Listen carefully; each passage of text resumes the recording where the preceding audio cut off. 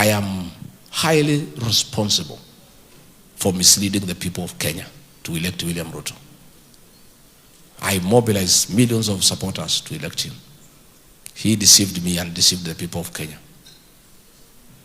I must therefore play an even bigger role in correcting the situation, because that is what fairness is all about. To speak for the Kenyan workers, have abandoned them. The Atolis of this world are a disgrace to the Kenyan worker. I cannot understand how workers every year, every time there is an election for Kotu, they go and vote back this Mzee. I can't understand. And he's just after his own stomach. I remember when we came into office with William Ruto in 2022, this Atoli had been on record campaigning for Azimio and actually advising William Ruto to look for a tree in Sugoi where he'll hang himself because he'll lose. I couldn't believe it when I found him in State House when we went in. And he was there laughing and dancing on the corridor. He was brought by Musalia and Wetangula to see William Ruto. And I asked William Ruto, how come Atwali is here? I thought this man was saying that you should look for a tree in your compound to hang because you cannot be president. He laughed sheepishly and told me, Rigathi, you don't seem to understand this country. Every man has a price.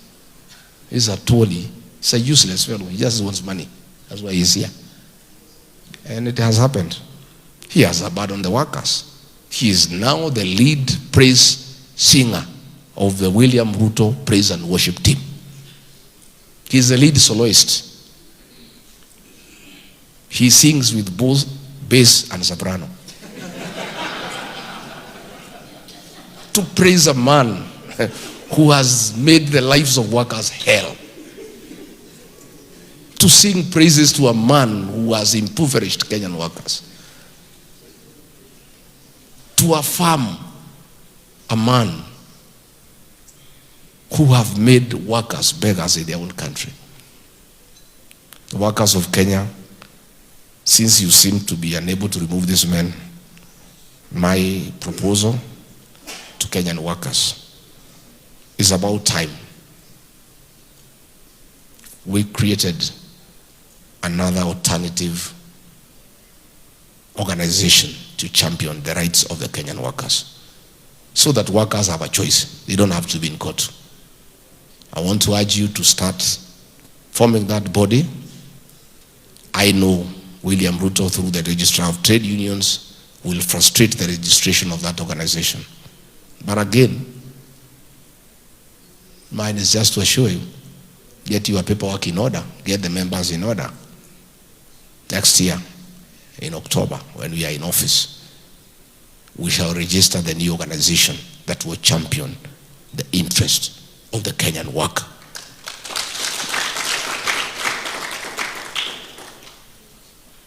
So today I don't want to talk anything outside the workers. Mine is just to feel bad of the shame our country continue being subjected to internationally. You know the embarrassment we have faced as a country because of rebel leaders in Sudan being accommodated here in Kenya and being given diplomatic passports, where Kenya, in exchange of gold, is giving arms to RSF in Sudan that are used to kill women and children in Darfur. Internationally, we are very embarrassed. But the embarrassment of the Kenyan nation yesterday in Tanzania is very painful. William Ruto has launched fake projects here in Kenya. He keeps announcing projects that do not exist. The man has become so bold that he is now announcing non-existent projects in a neighboring country. You know, it's so embarrassing to our country that a president from Kenya goes to Tanzania to announce that there will be a project in Tanga for oil refinery when the president of the country is not even aware of such a project. You know, is a kind of insolence, impunity. You know, he has lied to Kenyans so much that he has no qualms about going to lie to the people of Tanzania. How do you go to a neighboring country to announce a project that is non-existent? And even the president of that country is complaining. At least Mama Suluhu, she is a very bad dictator who has blood on her hands. And we are happy that the International Criminal Court is slowly cornering her. But at least, despite being a brutal dictator, she had the decency to say, no, this is too much of a lie. You know? She's a terrible dictator, but at least she has some kind of conscience that it is wrong for a country, for a president from a different country to come and announce a non-existent project. So that's a kind of indignity that we continue to suffer as a country. But the beautiful part of it is that it's only for a time. For 14, 15 months and it's over. And I want to assure you, it will be over. There will be transformation. There will be new leadership in this country. A leadership that cares for the people of Kenya. A leadership that cares for the dignity of the Kenyan worker. A leadership that cannot kill young children. A leadership that cannot say that young people should be shot in the leg. A leadership that respects the sanctity of human life. A leadership that will not allow looting of public resources, because all these resources are for the people of Kenya. So mimi nimeshukuru sana, and I want to tell wafanyikazi wote tutatembea pamoja. Tutatembea pamoja. Mimi si ati mimi niko kazini. Ni mshahara peke yake sina, lakini niko kazini. I have work to do. I have work to do. And I'm working very hard. I don't sleep.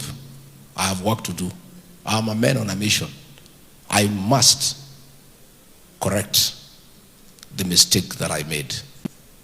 I am highly responsible for misleading the people of Kenya to elect William Ruto. I mobilized millions of supporters to elect him. He deceived me and deceived the people of Kenya. I must therefore play an even bigger role in correcting the situation, because that is what fairness is all about. If you play a very active role in creating a mistake and you realize that that mistake has been created and many people have suffered as a result, you have a responsibility to play an even greater role in correcting that mistake. That is the kind of passion that I have, and a responsibility to the people of Kenya. Regarding Gachagua, you played a great role in putting Kenya in the mess it is in. Please play an even greater role in getting us out of this mess. That we shall do. That we shall do. I saw another Ruto sycophant on TV saying that Regarding Gachagua cannot be anything in this country, or he cannot even be in the school captain of Kenyan High School. You know, many people do not understand leadership. There are many types of leadership. There is charismatic leadership, the one of Jomo Kenyatta and Kwame Nkrumah. There is traditional leadership, the one of Luada Magere. There is positional leadership, the one of Daniel Arap Moi and William Ruto. But there is also functional leadership, where you are a leader without any position, but you are a man of great influence. Regarding Gachagua is a functional leader. He requires no position to guide the people of Kenya in the right direction. I am a functional leader. Whether I have a position or not is immaterial, is totally irrelevant. I'll play my role in restoring this country without any position, as a functional leader. And if you wanted to know what functional leadership is all about, look at the national conversation. In every meeting in Kenya, regarding Gachagua is subject of conversation. You cannot be nothing. How come everybody is discussing you and you hold no position in this country? It's because it's the strength of functional leadership. That's what we are, and that's how we shall help this country get back to sensible leadership and a functional democracy and a working economy and a strong, jovial, motivated workforce that I promise we shall give to the people of Kenya.